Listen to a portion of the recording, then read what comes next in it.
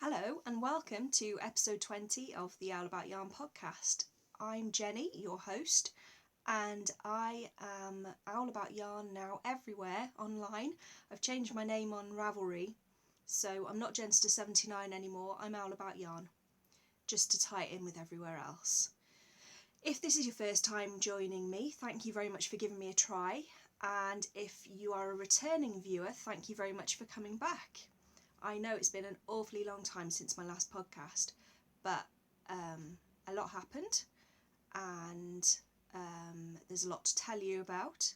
So I'm going to scale back on the knitting and spinning this time so that I can tell you everything that's happened, and I'll sort of catch up over coming episodes. So today is Saturday the 14th of May. I really don't know where the time's gone. The last time I podcasted, I believe, was the end of March. The 12th of April was my 1 year anniversary for the podcast, and I completely missed it. I had plans which I will now delay until later in the year to celebrate my first anniversary of the podcast. It all got thrown out of kilter a little bit because I got a last minute offer of a stand at Wonderwool Wales. For those of you who are knitters and spinners and crocheters and fibre artists in the UK, you'll know that Wonderwool Wales is one of the big festivals in the UK, and you might remember me saying that I'd applied for a stall, but I heard in January that I hadn't got one, so I'd resigned myself to not going, and I was thinking, oh, it's okay, I'll do a few small festivals this year and I'll build up to it. And then just over 3 weeks before Wonderwool, I had a phone call. They'd had a cancellation and would I be interested in having a stall? Well, you can't say no, can you? So I didn't have a lot of stock at the time. I just had a yarn delivery of undyed yarn. I had quite a lot of undyed fibre in the cupboard, but I had very little actually prepared. So from there on out, it was a 3.5 week flat spin of working solidly to get ready for Wonderwool. And I had so much to do. It wasn't just dyeing the yarn and the fibre and all of that, but I had to redesign my labels because I wasn't happy with how they were. They used to be, I've got one here. So they used to be like this, which looks fine as it is on the label, but when it's on the yarn, you don't see the whole thing. So what I've done now is that I've made it so that it's my upright logo on the middle, and then the details are in the back where they don't really need to be seen straight away, but you've got the brand recognition of the logo in the front. That was just one of the things I had to do. I ordered myself a card machine. I had to get insurance. I had to hire a van. I had to try and stop myself from panicking, which took up quite a lot of my time. Think about the display and order things to display the yarn on. All these things that I had hoped I'd have 3 months to have a really good look at, and ended up having 3 weeks. But I got it done, and I think I did all right. And I do have to say here that I would not have managed to do anywhere near as well as I did if I had not had an awful lot of help. So I want to say thank you to Zoe, who wound minis like a pro and then gave up her entire weekend to come and help me, but you'll see her in a bit on a couple of the videos from Wonderwool. I also would like to thank Alison and Sarah from my knitting group, who came round and helped to reskein yarn and do labelling and generally taught me down off a ledge. My husband, Rob, and my children, I feel like I'm making an Oscar speech or something, just getting my thank yous done. But my husband and my children were fabulous. The boys, because I found out at the beginning of the Easter holidays, the boys basically took over looking after their little sister and entertaining her for a week so that I could work solidly. And Rob learnt how to reskein yarn, and he did some labelling and was generally great. didn't complain that there was no housework done for 3 weeks, and that he lived off meals that could be cooked in 20 minutes if it was me cooking. So yeah, I was very lucky. I think he was very glad when it was all done though, and there wasn't wool just draped all the way around the house drying. So yeah, but for future festivals, unless of course I get cancellations like that, obviously I'll have more time to prepare, so it'll be all more spread out and manageable rather than a 3.5 week mad dash. So yeah, that's how it was. 3.5 weeks without time to really stop and turn around and breathe. And then it all came together, so I was reasonably well prepared. It wasn't really a last minute hurry to finish everything off. I was a couple of days ahead of myself, so I was able to spend the last couple of days just sewing and seeing if I could get some more bags done, but it didn't really matter by that point. I knew I had enough to make a good display, so it was just, if it got done it was good, and if not then fine. But I was really glad I managed to stick to my dye schedule, and I didn't have to dye the last few days before the show, so I wasn't panicking about it not drying in time. And there was some really nice weather as well. I think at the end of the Easter holidays, around about when the kids were going back to school, so there was some good drying weather for the yarn, so that helped a lot, because then a few days before I left it was raining, and I was thinking, well, if I'd had to be dyeing up to the last minute, there's no way it would have got dry. There would have been me and a hairdryer trying desperately to blow dry all this yarn, and it would have just been a really super stressful nightmare. So it got done and we got on our way, and by that point I was just absolutely massively excited. I wasn't too stressed. I think I was overexcited more than anything, and that's what comes over, I think, in the videos that I took, because there was no more I could do. So once you've driven away from your house, there's no more that you can't dye any more yarn, you can't dye any more fibre. What's done is done by then. You've just got to enjoy it. So I did flip out a little bit when we were setting up the stall, but Zoe calmed me down and gave me a cup of tea, and it all went well. But I took a video when we were halfway up in the van, and I'm going to put that in now, and then I will be back to tell you a bit more. So see you in a minute. Hello! We're in the car. Well, we're in the big van. I'm supposed to have a little van, but they gave me a big van instead, so I'm handling a big van on the way up to Wonderwool. Yay! This is my glamorous assistant, Zoe, and she's really kindly volunteered to help me out for the weekend, just really so that she can inhale the yarn fumes more, I expect. But yes. So we're sat here next to a reservoir on the way to Brecon in the rain, which is delightful. We just had our lunch and we'll be heading on in a little bit. I'm hoping to take some video while I'm up there. If I get a chance later on, I'll be periscoping, which I don't know why I'm telling you, because it'll have gone by the time I put this podcast out, but never mind. And that's about it really. It's been a mad dash this last 3 weeks to get ready to come up to Wonderwool, which is why there hasn't been another podcast since the last one. But I will have so much to tell you when I get back next week. It's going to be so exciting. Right, we're going to crack on, otherwise we're not going to get there and we're not going to have time to set up, and it's just all going to be a big disaster. Talk to you later. Bye. So, I was a little bit excited. I honestly couldn't tell you how the van didn't just bounce all the way to Builth Wells, because I was that excited all day. And yeah, Zoe really had to calm me down, bless her, and she did a brilliant job. So she kept my feet on the ground, and she helped me to make decisions about how the store was going to be laid out, and she was just invaluable. Yeah, so after that it was a straightforward journey. We got up to Builth, no problem at all, and into the showground. There was a tiny bit of a queue, but that was absolutely fine to get into the to the exhibitors area. And then we went and registered and went and stood where our stall was going to be and squealed a bit because it was exciting that we had a stall at Wonderwool. Managed to get all the stock in and set up, and yeah, it took quite a while. I think we got up there about 3:30ish, and I think we were there about 3 hours setting up, something like that, 3 or 4 hours.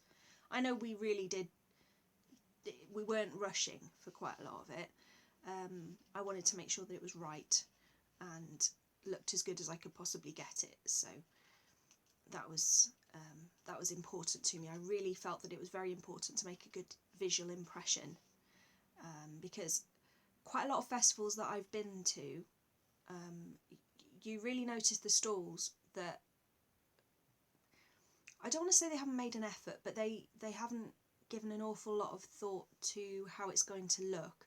So you've just got tables with some yarn piled up on it, and there's nothing on the walls, or it's very bland. I wanted it to make a real visual impression, so I wanted I wanted it to be three-dimensional. I didn't want it just to be this very plain, featureless stall. And so that was a bit of a challenge, because obviously I didn't have as much stock as some of the other traders would have who've been more established. I don't usually carry anywhere near as much stock as some other shops, so that was, yeah, trying to make it all visually appealing but still holding some back so that I had enough stock for the Sunday. That was the balance that I had to achieve.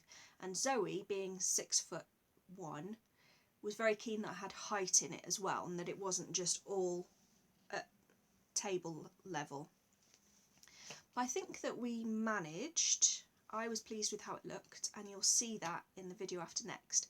This next video I'm going to show you is just a short video I took on the morning, I think it was the Sunday morning, so the Saturday was the first day. We set up on the Friday. The Saturday was the first day, and it was brilliant. We had such lovely feedback. We had lots of people coming up and chatting. I made a good amount of sales. I didn't really have time to leave the stall very much, but that was fine because we both went off on the Sunday and had a little look around and chatted to the people we wanted to chat to. But then, yeah, the Saturday night we got back and just sort of collapsed in a heap after we'd been to the flock gathering, which was the social gathering at Wonderwool. And then the Sunday morning I took this little video at the farm that we stayed at. So I thought I'd show you a little bit of the farm that we're staying on, with real sheeps. That one's very interested in the filming. The rest not so much. I've just seen a tractor and trailer going past where the farmer's taking some sheep and some lambs back to the field. It is just beautiful. I don't know how much you can see with the sun. I can't see with the reflection in the screen. But it is so beautiful and peaceful. It's lovely coming back here to relax after a long day at the show and seeing sheep bums. So there's the van, waiting for us to go back to the show for another day. That's the farmhouse over there that we were staying in. Really, really good. Brilliant breakfasts. I'd recommend it, but then you might all book it before next year and I want to come again. Haha, it's my secret. So, I will see you back at Wonderwool. Back to me again. Well, you were with me before, but you know what I mean. Back to Cardiff again. So it was a lovely bed and breakfast. I really need to book in for next year just in case I manage to get a stall. We had a twin room and there were tea and coffee facilities, lovely nice big bathroom.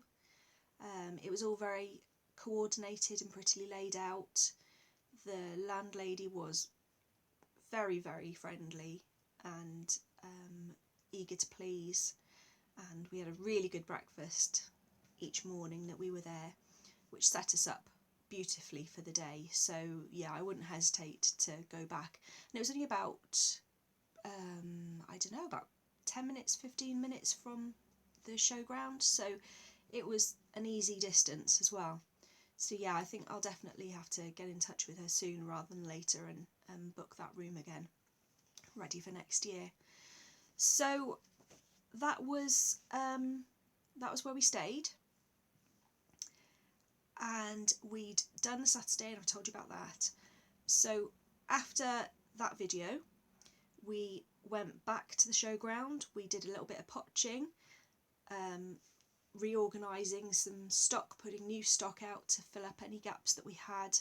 And then Sarah from Sarah's Texture Crafts came round doing a segment for her podcast and had a chat with us, and that was lovely. So thank you very much, Sarah, for having us on your podcast. That was really kind of you to show everybody my store.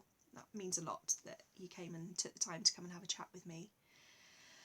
And then day 2 got started, and I was actually surprised by how busy it was. But before I tell you about that, I've just remembered I've got a video from the Sunday morning before everybody started coming round, so you can see my store. So, back in a minute. Hiya! Welcome to my store. So, this is us. This is what 3.5 weeks brings up. We've got fibre, all the fibre, which, all the shawls, which Zoe ably pinned up beautifully with her lovely long arms. And then the stitch markers were going quite well yesterday, that was nice. All carefully colour coded with the scraps of yarn, and lots of project bags with all the fun fabrics that I've enjoyed sewing over the last few weeks. And finally round to all the yarns. So I think it's a nice splash of colour. I'm pleased with how it's all come out. I think it catches the eye as people go past, which is nice. It's been really awkward because we don't know where to put ourselves, so when people come in we don't want to be staring at them, but we don't want to appear not interested, so we don't know whether really we're going to sit down and wait for them to come to us, or stand in the corner, or try not to get in the way of the yarn. But yeah, it's been good. So we're at the beginning of day 2 on Sunday. We're told that it's usually a quieter day today, so we're hoping to get some time to wander around and have a chat with different people. I just had Sarah from Sarah's Texture Crafts come and recording a bit for her podcast, so we'll have a look at that. And I'm going to go and have a word with John Arbin, see what beautiful fibre he's brought. Chesterwool came and introduced themselves, which was nice. I'm going to go and see if I can find any yarn bases to make into beautiful colours for you all. And just going to enjoy the second day and try and relax a bit and not be quite so on edge as I was yesterday. So I think that's about it. I'll talk to you later, probably afterwards, and let you know how it all went. Back to the studio. Sunday, as I started to say, ended up being a really good day. It was busy. I'd say it was busier in the morning probably and early afternoon, because I think that the people who had booked the weekend tickets came back for the first part of Sunday and then made their way home. So towards the end of Sunday was definitely a lot quieter than towards the end of Saturday. I got to meet loads of people both days, which was really, really nice. So people that I've seen on Instagram and Ravelry who came and introduced themselves. So thank you ever so much to all of you that did. It was really lovely to put faces to names. So as I mentioned, Sarah came and recorded a bit of her podcast. Go and have a look at that, because she does a really good walk around the festival, so you get a good idea of everything that was there. Danny from Little Bobbins came over, so we had a little chat with her. That was lovely. She didn't bring Bobbin with her, so we didn't get to say hello to him, but it was nice to meet her in real life. And she has also mentioned me and the store on her latest podcast, so go and have a look at that. What else did I want to tell you about the Sunday? Well, I did get a time away from the store, so I abandoned Zoe heartlessly and I went off and I visited John Arbin just as they were getting an award for the best large stall. but I treated myself to some fibre, which I'll show you in stash. Wandered over to see Sarah, tried to buy some fibre and yarn from her, and she wouldn't let me. She insisted on a swap, so we did that. That was very lovely of her and very flattering. And where else did I go? John Arbon, Sarah's stall. I didn't aim to go to many other stalls because I haven't had enough time to spin up what I had from last year. I didn't want to overload myself with more fibre, especially because I knew I was hoping to go to John Arbon Mill Day, which is tomorrow. Well, it's today, but I'm going tomorrow. It's the whole weekend.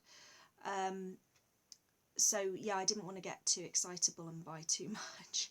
I did manage to come home with some loot, and I'll show you that in a little bit. But before I get to stash acquisitions, I'll show you a short video that I took at the end of Sunday, when it was quietening down and before we started to pack the stall away and come home.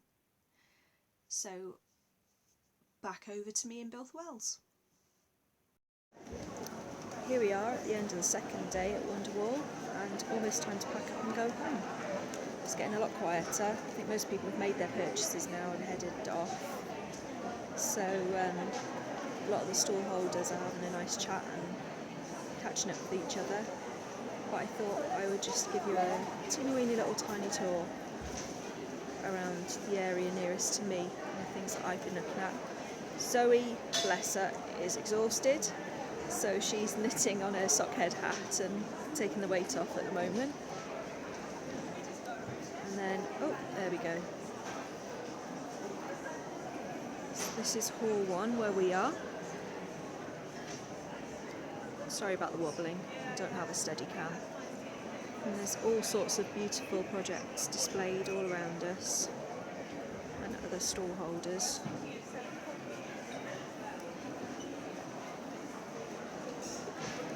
Oops, steel girder. And then a little bit further down you can see Woodland Turnery on the far wall with their wheels. And there's Manda Crafts over there, so I've had some nice things to look at while I've been sat waiting for more people to come and look at my things. Hilltop Cloud is over there. Been trying not to get tempted with buying more things for myself. I did give in and buy some things from John Arbon, which I think I'll show you. And then through to Hall 2 over there. I'm not going to take you all the way in. I keep wandering off and leaving Zoe on her own, and she won't come again if I wander off too much. Just take you for a little walk. So we'll go back to the store now. That's all the lovely colours. And hopefully I'll be back again next year and I'll be able to record a bit more. Bring the podcast on tour again. I'll finish off with a view of my glamorous assistant as I'm walking back to my stall.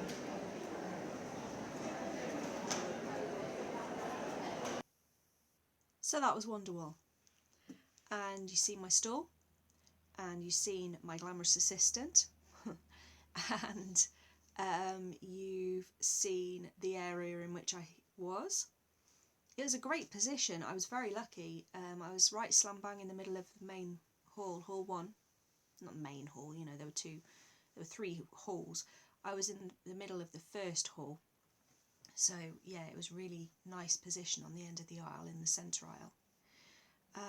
And we just had so much fun. We were absolutely wiped out afterwards. And it definitely took me a good while to recover from it and come down, because I think I built myself up. And then there's just like this gradual coming down period afterwards. And then I got a cold, which is kind of to be expected, because that's what happens with me. I build myself up to something important, and then a few days after it's all finished, I get ill. It's a known thing with me. So yeah, I got a cold, and then I went away for the weekend, last weekend, which had been booked in before I got the stall for Wonderwool. I went away with my best friend to Wales for a weekend, and we had a lovely time. It wasn't quite as relaxing as we'd hoped because the hotel room was in a little bit of a noisy spot, so we didn't sleep quite so soundly at night as we would have liked. But it was a lovely, lovely city, and I really liked it, and I would thoroughly recommend a trip to Wales. I've got a few videos which I'll put in later on, but I'm just sort of giving you some context of the recovery period after Wonderwool. But then after Wales, so I was coming, I built myself right up for Wonderwool, and you saw the fever pitch of excitement that I was in the first video. That stayed right up there for the whole of the festival. And then, as I say, I started coming down, and I had the cold, and I came down, and unfortunately I didn't stop when I got back off to that levelled off bit that I'm usually at, and I kept going down. Yeah, depression and anxiety is something that I've battled with since I had my children. My oldest is 15 now. It started out as a prenatal depression, which isn't quite so common as postnatal depression, and it never kind of went away. I didn't look for help for it after I had my first son because I thought that I'd be seen as a failure. It was one of those common situations, where I just didn't understand really what was going on, and I thought I was a bad mother, and that was why I was miserable.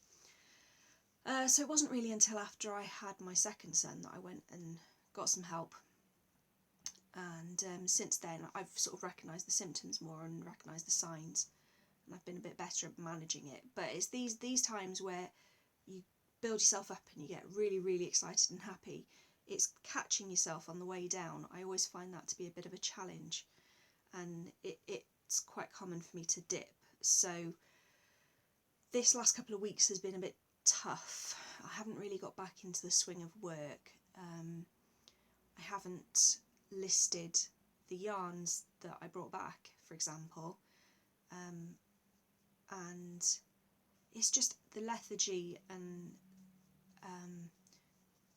the lack of enthusiasm for doing any of it. I've just wanted to sit in a corner and kind of hide, so that's been a bit difficult, and that's the reason really that I'm not podcasting until nearly a month after Wonderwool, because I just haven't been able to gather my thoughts well enough to put a coherent sentence together. I'm still struggling a little bit with that, but I think I'm more or less back to my usual level of coherence. Well, I was just about to say, I think I'm back to my usual level of coherency. Maybe not. But I am starting to come back up to my level, to my happy medium, as I like to think of it. The weather's definitely helped. The last few days have been really nice. Well, there was a blip in the middle of the week where it rained for about 3 days solid, but yesterday was beautiful, and I managed to get out, and I was gardening all day because I was thinking, I really should photograph the yarn and the fibre, I really should do this, I really should do that, but I was really struggling with forcing myself to do it, and I thought, I'm not going to be productive if I do it, and it'll do me much more good to get out into the fresh air and get some stuff done outside. So I've been attacking the garden, which has been sadly neglected, and I managed to get quite a lot cleared yesterday. We have these big green bins that the council collect every fortnight with our weeds and grass cuttings and such like, and I managed to fill 2 of them, so that was quite good progress. I think you can probably see I'm looking a bit brown. I've sort of caught the sun a bit. So I'm feeling better now than I was a couple of days ago. So hopefully this coming week, I'll be able to get back in the swing of things a little bit and get back to working and some sort of routine going on. That would be really good, because the thing is that I can't let that beat me. I find it really hard to talk about. Now, I'm halfway through watching the Bakery Bears' latest podcast, and Dan and Kay were talking about dealing with anxiety and mental health issues. And it's something that's just really hard to talk about, because you feel like you should be able to manage it. It's not a pain. Like Kay said, you can't just take a Nurofen and make it better. But on the flip side of it, it's not like you're in pain. You haven't got a bad back or a broken arm or something that you can point at and say, look, this is wrong. You know, I can't go around saying, this is wrong in here. It's difficult to express. And it's difficult to tell people how they can help you as well, because a lot of the time you just don't know. But I need to not let it beat me, and one of the ways of not letting it beat me is to keep doing what I'm doing and not let myself be disappointed in myself when I don't achieve what I think I should. So for instance, I was going to have a week off after Wonderwool and then get straight back into the swing of everything and be up and running. I just couldn't do that at that time. That was beyond me. So I just need to adjust my expectations, really, and say, okay, this is fine. It takes me a little bit longer to bounce back. That's absolutely fine. It's just how it goes. And as I get more practice, as I go to more festivals, I'll probably bounce back quicker. It was just because I was so excited and so nervous and apprehensive about this one that obviously I was very highly strung for it.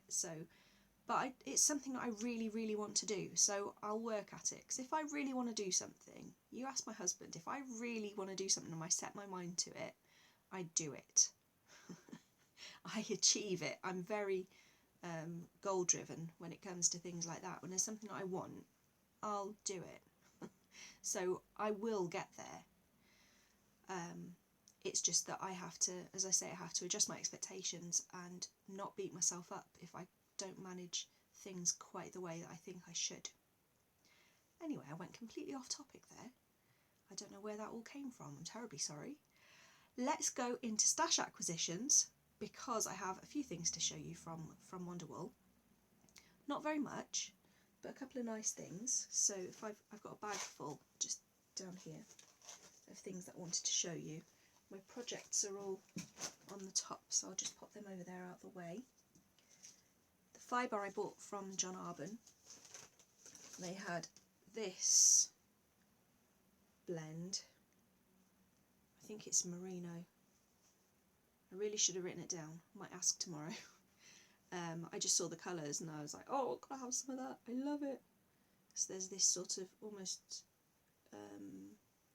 bluebell blue in there, and then the turquoise and the sort of mustard colour. And I was intrigued to see how I'd managed to spin it up.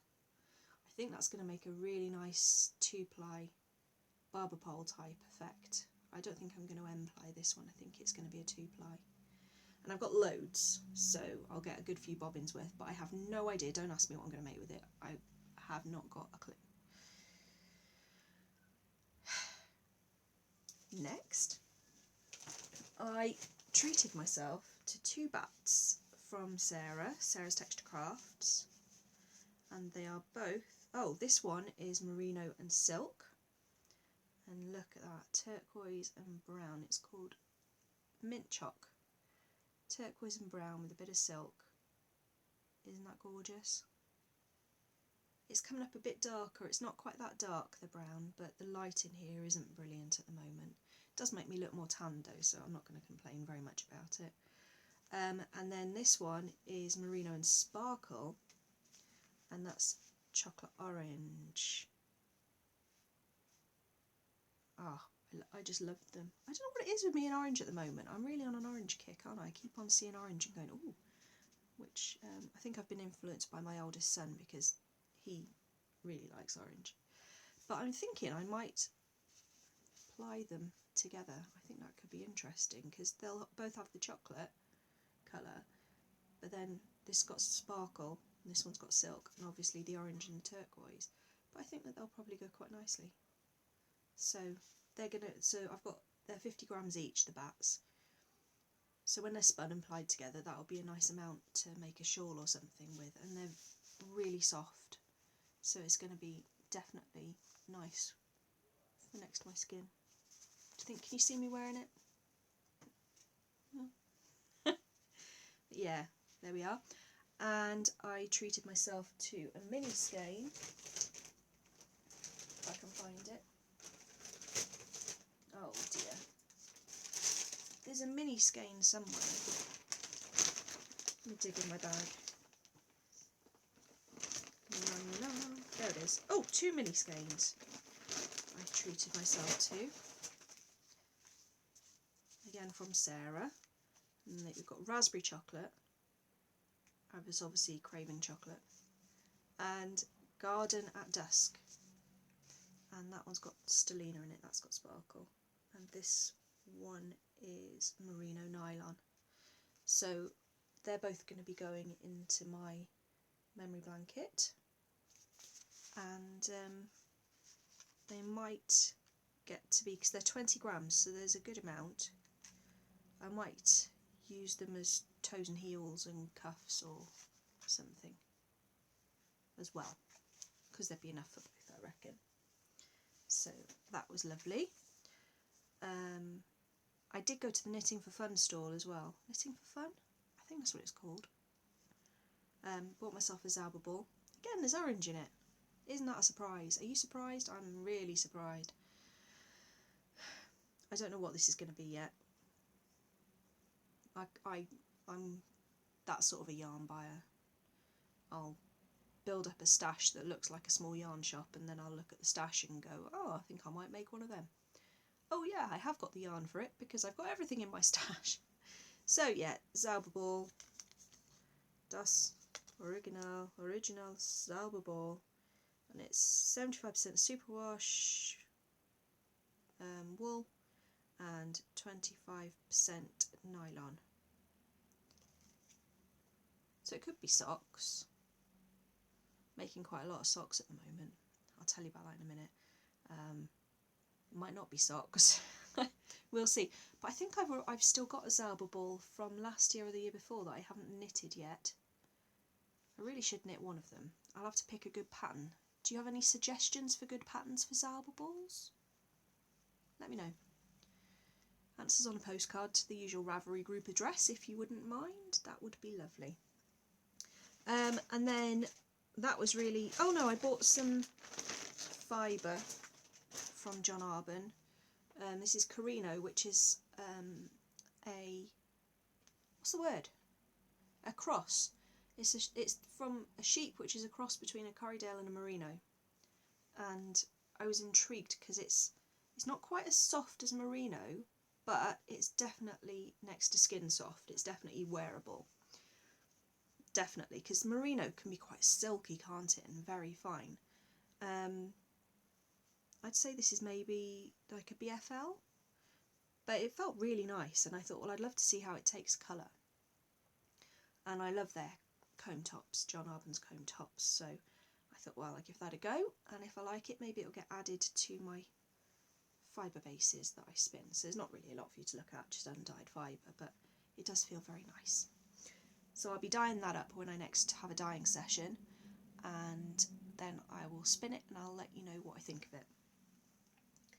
And that was all of my purchases that I wanted to tell you about. I was very happy with my haul. I did buy a set of needles as well. I got some Knit Pro Zings, which are stuck into my next sock knitting project that I'm going to start later today.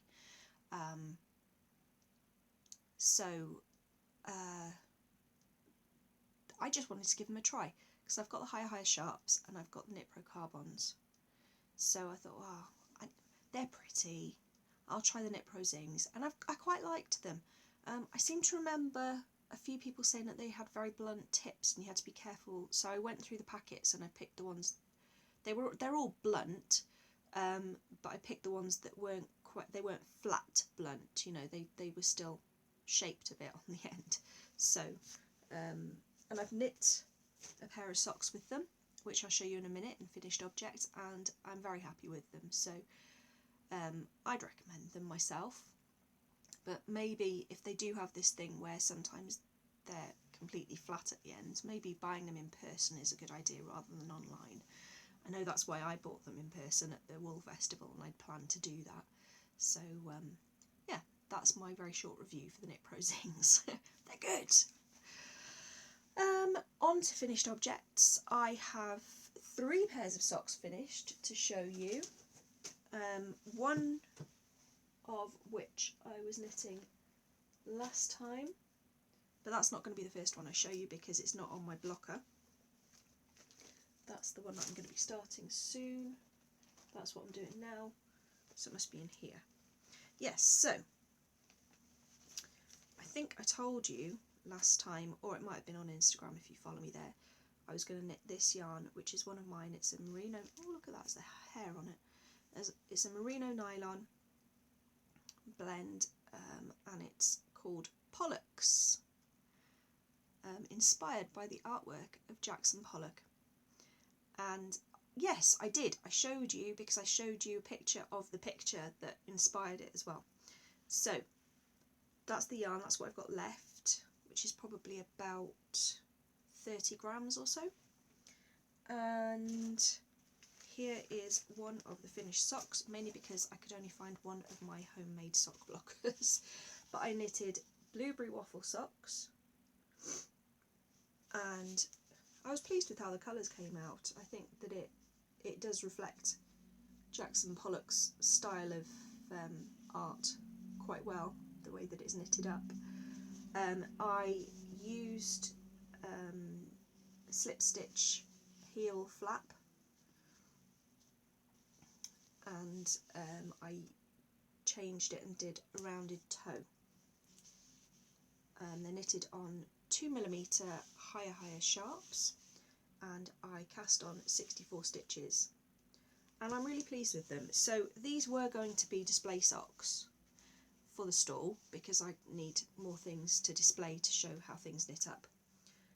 And then I thought, well actually, look, I've got that's the other one, which looks like nothing, not on a blocker, but I've got my pair, and then as I said, I've still got 30 grams left. So what I'm going to do is I'm going to knit another sock, maybe even a baby sock. I don't know that it needs to be a full-size sock. I'm going to knit another one out of this because there's more than enough to get a reasonable size sock out of it. It might not be quite so long, but then I can make a thinner cardboard sock blocker for display, and then I get to keep these and I get to wear them, which is fab. So that's my plan, and that's what I'm going to do. I need that sock blocker. The socks I was knitting last time I talked to you were in, I've dropped one of them now. You can see one, I finished both. Hang on. We're in King Cole Zigzag, and I was knitting a vanilla sock, again on 2mm needles, probably higher sharps if I could remember, but it might have been the Knit Pro Carbons. I'm going to pick the sock up. There we go. So yeah, I just did a vanilla sock because I thought the colourway is pattern enough on its own, it doesn't need anything else going on. And there's the other one, so I do have a pair, promise. And this, the label, so it's 75% superwash wool, 25% nylon, King Cole Zigzag. And again, that was my show notes falling on the floor. I might have to go and fetch them in a minute. I've got loads left because I generally use about 70 grams to make myself a pair of socks when it's 100 grams to 400 metres. So I'm not quite sure. I might end up having some scrappy socks with bits of all of these leftover yarns in them. We'll have to see. But yeah, so that was pair number 1. Then the Jackson Pollock socks were pair number 2. I do have another pair to show you.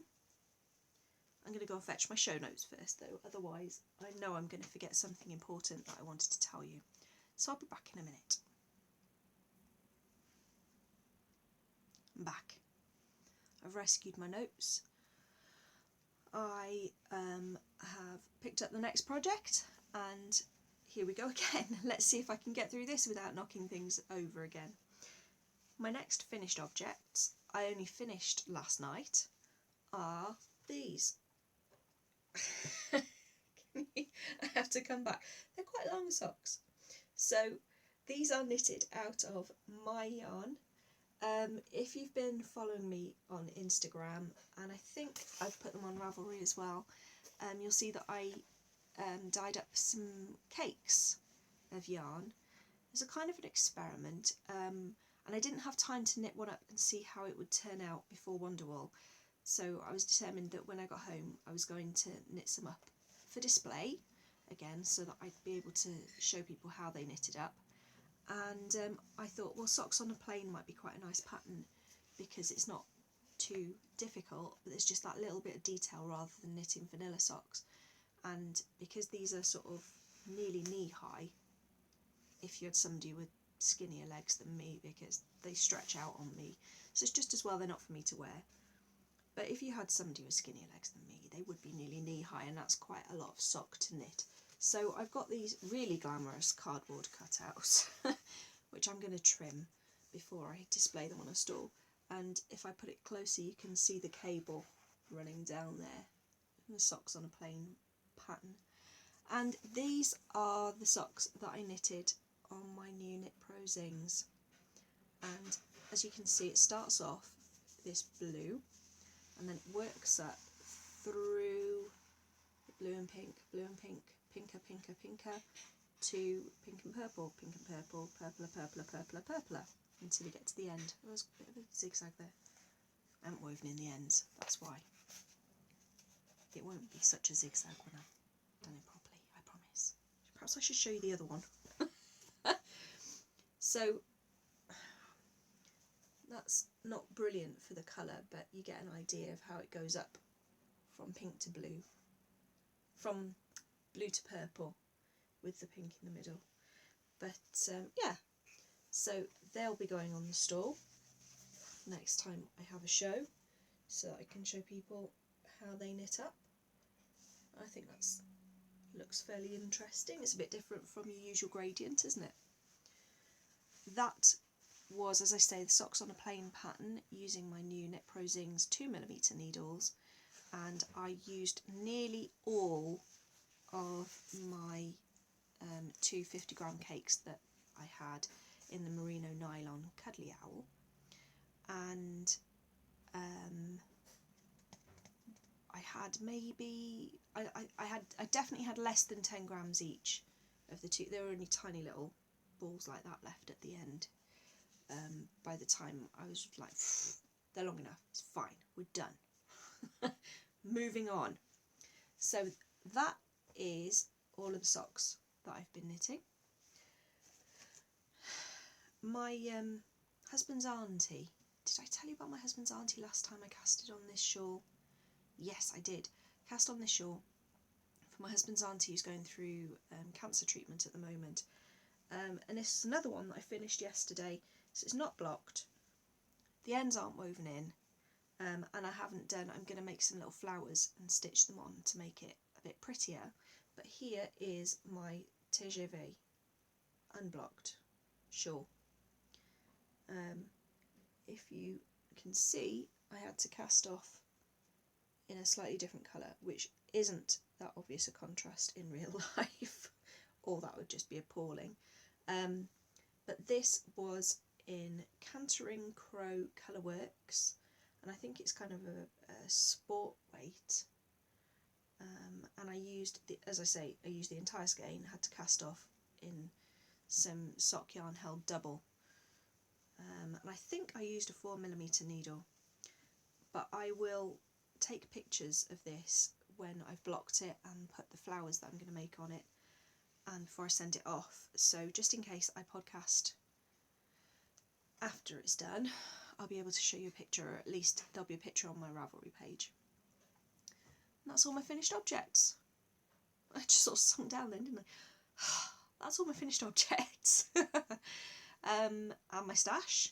I'm not going to tell you too much about works in progress this time, because I've got a couple, but I think I've been spending quite a long time talking about Wonderwool, and I didn't want to overwhelm you, so I'll just show you very quickly. These are the socks that I'm knitting currently in hand spun yarn, which I spun out of fondant fibre Harlequin bites, and I'm doing the Payday socks pattern.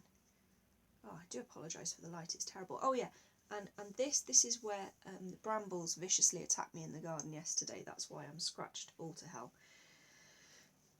Never mind. I won. They're all in the bin. It's fine.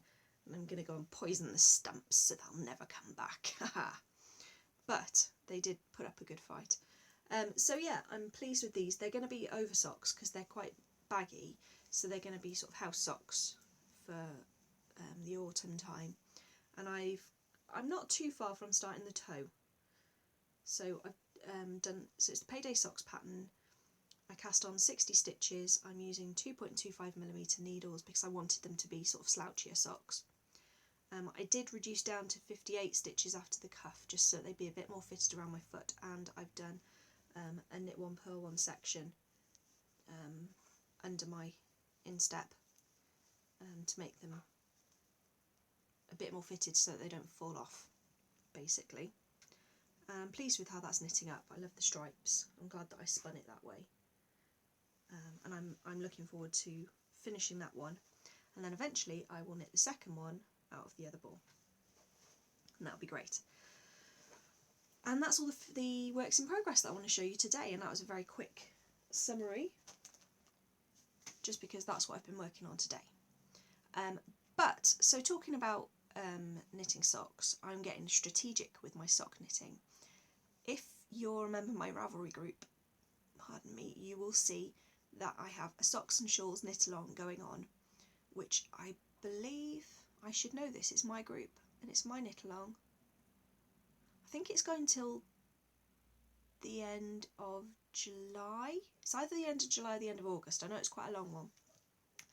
And it's for any socks, shawls or cowls or scarves or knitwear, mainly because I pledged to knit a whole wodge of socks over the summer in my Harry Potter Knit and Crochet House Cup Ravelry group that I'm a member of. And Marie, who is Purple Snowdrop, pledged to knit a whole wodge of shawls for a friend's wedding. And I thought that maybe people could help to cheer us on if I set up a knit along in the Ravelry group. And I knew that there were loads of other sock knit alongs going on, certainly, so we'd be able to double dip with all the socks that we make, and triple dip and quadruple dip, multi dip. So you've got the Vollenvine, who is Kirsten, on her Yarngasm podcast. She has the Boxer Socks Cal, which is going all year. Fairy Little and Scylla on, Marsha and Scylla, I should say, on the Twitch and Stitch podcast. Have I got that right? You know the one I mean. They've got their double dip cal, so obviously everything can go in there as well. And Dan and Kay on the Bakery Bears are running a Summer of Socks cal with a Stack of Socks challenge incorporated, which is perfect with all these socks that I've planned to knit. And that will be starting on the 25th of May and running till the end of August. So there are many options to multi-dip in the cal if you're planning on knitting socks like me this summer. But for Dan and Kay's, this is where the strategy comes in. You can't be more than halfway through your pair of socks when the cal starts on the 25th of May. And I said it was the 14th, so I've got 9 days. And so I'm not going to knit more than that one sock in that pair so that I can enter both of them in for the knit along. And I'm going to go and start another pair of socks now, and I'm not going to go on to the second one of that one. If I get beyond the first sock before the 25th, I'll go and start another pair, and then they can all count and I can have more entries and it'll be brilliant. So go and check out their knit along in their group if you're not already watching their podcast, and if you're not watching their podcast, you should, because they're lovely and I do enjoy their podcast. So that's the knit along. There will be prizes. I am not organised enough to have sorted out prizes yet. There'll probably be yarn or a project bag or stitch markers, or maybe all of them. Let's see. We've had a few entries so far. Some of you are so fast with your knitting. It's amazing. And I'm keeping a list in the group of all the finished items. So you can chat in the group, you can post photos of half finished things, you can come and say, go on Jenny, you can do it, you can knit all these socks this summer, you know you can. And you know, go on Marie, you can knit all these shawls, you're going to be brilliant, it's going to be fantastic. Because I'm not precious. I'd love to see chatter in the thread, and I will find the finished objects and keep a list at the beginning, and then at the end of it we will have prizes, I promise. And I will get organised, I will. What else did I want to tell you about? Oh, very important, Zoe, my glamorous assistant from Wonderwool, who you will have seen a little bit in the videos, has her very own podcast now, and it's about sewing and knitting, and she is lovely. She's one of the loveliest people you will ever meet, and obviously she's one of the very most helpful people you will ever meet, and most generous with her time. So please go and check her out. It's called Pins and Needles, and she is on YouTube. I will put a link in the show notes, and you can find her on Instagram as Pins and Needles UK, and on Ravelry she is BFG. So please go and have a look at her podcast. She mentions me quite a lot, so it's not that I'm biased, because she says that my yarn's nice, but you know. Go and see her. We had a lovely conversation afterwards about how weird it is talking to yourself and how you feel really awkward. I'm not actually talking to myself right now, I'm talking to you, because there's a little dot where the camera is on my tablet, and I imagine that you're all peering through the dot. I just can't see you. So you're all just behind that dot, but you're all teeny tiny. So really I'm not talking to myself, because I don't look at myself on the screen, because that would just look weird, because I'd be like this.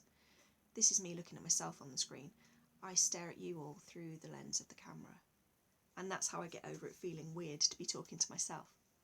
But maybe I'll be able to talk Zoe into doing a couple of joint podcasts when she gets into this whole podcasting groove. But yeah, definitely go and have a look at what she's up to, and subscribe to her podcast as well. I know that she'll like it if you do, and leave some lovely comments, because who doesn't love a lovely comment? Finally, I want to tell you about an event that I will be at. I am going to be exhibiting at Yarningham, which is a brand new yarn festival in Birmingham in July. It's on the 16th and 17th of July, which is a Saturday and a Sunday. If the 16th and the 17th aren't a Saturday and a Sunday, please look at the nearest Saturday and Sunday, and that's when it is, because I have been known to get muddled up with dates. But it is as near as I can get it to the 16th. I should check on the calendar. Hang on. This is just for you, Zoe. Bear with. My calendar's up here. It is indeed the 16th and the 17th. I remembered correctly. I'm so proud of myself. So, in Sturchley Baths, which isn't a swimming pool anymore, they've turned it into a community centre, so we're not going to get wet, which is not far from Cadbury World and not far at all from Birmingham City Centre. It's a brand new yarn festival set up by the Stitches and Hose yarn knitting group in Birmingham, who decided that they needed something in their area. And it's not going to be a massive yarn festival, but I think it's going to be really nice, and I'm very excited to get in at the beginning of it, because I can see how it could grow if there really isn't very much in that area. So there are lots of exciting dyers and vendors going to be there, including Mothy and the Squid, and Baby Longlegs, and Funky Fibres, and Toft Alpaca. Oh, I have something to tell you about Toft Alpaca as well, but I'll tell you in a minute. And Anne Kingston, who I watch her Periscope broadcasts, she's lovely on Periscope. She is going to be doing a couple of workshops there, so I'm very excited about the possibility of meeting her. Although I won't be able to take any of her workshops, unfortunately, because I'm going to be on a stall. So yeah, that's in July. I've got plenty of time. I feel positively relaxed about preparing for that one. So that's the plus side, isn't it? You jump in at the deep end by doing a festival like Wonderwool, and everything else after that is just whatever. It's just easy. It's fine. After that, I was approached at Wonderwool to be one of Toft Alpaca's featured indie dyers for their 10th anniversary celebrations. So, winging its way to me in the post as we speak is a nice big package of DK Merino weight yarn, which I will be dyeing up for Toft, and they will be selling as part of their 10th anniversary celebrations this summer. So I'm really excited about that. I'm having lots and lots of ideas about a special colourway to dye for them, and one that will be suitable for making toys, because that's where they aim it. They've got a new pattern coming out, and the yarn is going to be to go with that pattern, although you can buy it and knit something else as well. So that they are having an open day in, I think it's near Stratford upon Avon they're based, and that's, I think, the 6th of August. It's only early August, it's the 5th or 6th, somewhere around there. Then in October, I believe I'm going to be at the West Wales Wool Show in Narberth in Pembrokeshire, and that's just a one-day event, and I don't remember, but I'll tell you nearer the time exactly what the date is for that one. And then in November, I am going to be attending the Geeky Nuffin... not the Geeky Nuffin, the Geeky Puffin Knit Palooza, hosted... oh, yeah, you can tell it's been a while since I've done this. Hosted by Cece and Dammy from the Geeky Girls Knit podcast, and Sam from Knit Run Dig. And I'm really looking forward to that. After I saw all the pictures and the accounts from the last one, which was the first Geeky Puffin Knit Palooza, I nearly got it wrong again. I really wanted to go to that one, but it was in Edinburgh and it was just a little bit too far for me to go. So I said, right, if they do another one, I'm going to get there. I'm going to make it. And this year it's going to be in Farnham. And my very lovely friend Ellie, her parents live near Farnham, and her very lovely parents have said that I can stay with them so that I can go to this knitting retreat, which is fantastic. So I'm going on a 4-day knitting retreat in November with no cooking and washing up and laundry. It's going to be amazing. I'm looking forward to it so much. I think I might get a bit excited again like I did about Wonderwool, but yeah, it's going to be great. I can't wait. And I've applied for my classes, so I'm looking forward to hearing which classes I get into, but I don't really mind. I think it's just going to be lovely to go and knit with people for 4 straight days. Oh, it's going to be amazing. So that's me for the rest of the year. That's all my main events lined up. I am going on holiday to Yorkshire this summer. We're going to have a week up in North Yorkshire, and we're stopping for a couple of days in the Peak District on the way up, so that's going to be really lovely, and hopefully I'll have lots of pictures to show you of that. Oh, my co-host is on her way in. Do you want to just say hello quickly? Hello. She's been too busy. You better sit on my lap, otherwise they can only see your hair. She's been too busy to join us properly this week. She's been playing in the garden, haven't you? Yeah. Now, do you look at yourself or do you look at the camera? Look at the camera. And where are you looking? At the dot. Not that dot, that dot. And then you're looking at the people. So do you want to say hello again? Hello. You're a big mess, aren't you, today, because you've been playing in the garden, so Hello. you're all scruffy. I was just about to say goodbye. I was just wrapping up the end of the podcast. So you're just in time to say goodbye and see you soon. Goodbye. So she comes, she says hello, she says goodbye, and then we're done. yeah, well, that was more or less it. So I've told you my events for the rest of the year. I've told you all about Wonderwool. Please come and join us in my Ravelry group. I would love it if you came and chatted with us. If you're knitting any socks or any shawls through this summer, feel free to come and join us in the knit along. Post pictures of progress. I really don't mind progress shots. It gives me hope that I'm going to get there as well one day. And come and have a chat.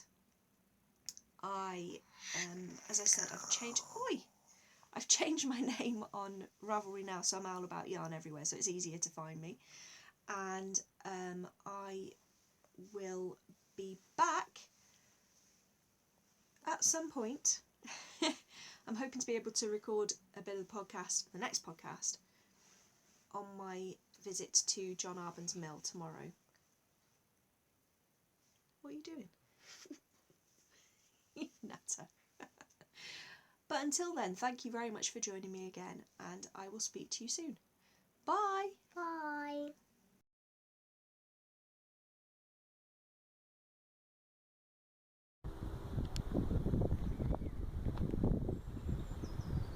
I'm here in Wales. I'm in the Bishop's Garden.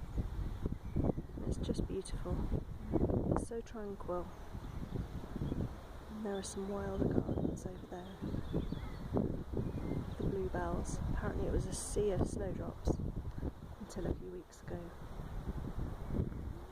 And then that's the cathedral, Wells Cathedral. I'm not sure how well this is going to come out. I wanted to be able to show you a little bit of where I've been.